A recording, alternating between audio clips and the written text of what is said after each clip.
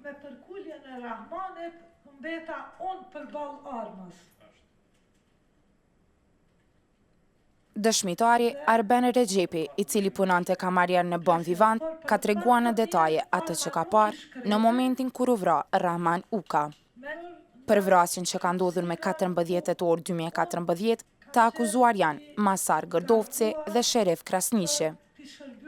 Arben Rexhepi tha se Adit po i kryente punët e tij të zakonshme dhe e kishte parë tashmë të ndjerin Rahman Uka duke biseduar me 2 persona.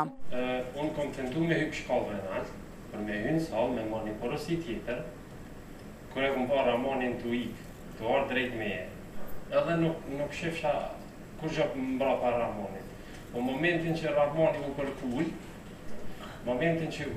Rahmani unë e kom pa personin me revolje, ka mbra pa Rahmanin.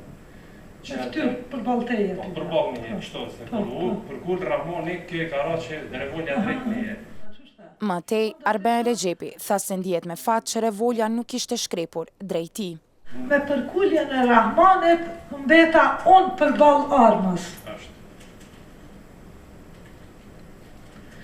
Dhe po për fat mirë nuk shkrepi.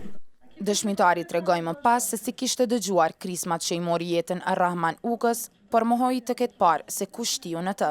Në momentin që Rahmani ka tentu me dojë masten vet, ka vratu masten vet, me thonë unë e mos t'kum pa kur gjë se jam shef mbrapa një murit edhe mo veç një krisma, kur gjë tjetër. Qysh pas shkrepjes? Me arë. Ajo ki ka këta lëvizjet e të pandeove, e të akuzuarve. Pas vrasjes jashta që ka ndosë të vjenë më Prokurore, 2 momente janë, pas që e ka tërheq kam zënë e ki fjallën apo pas i kanë dëgju ato 2 krismat? Jo, nuk i kësë.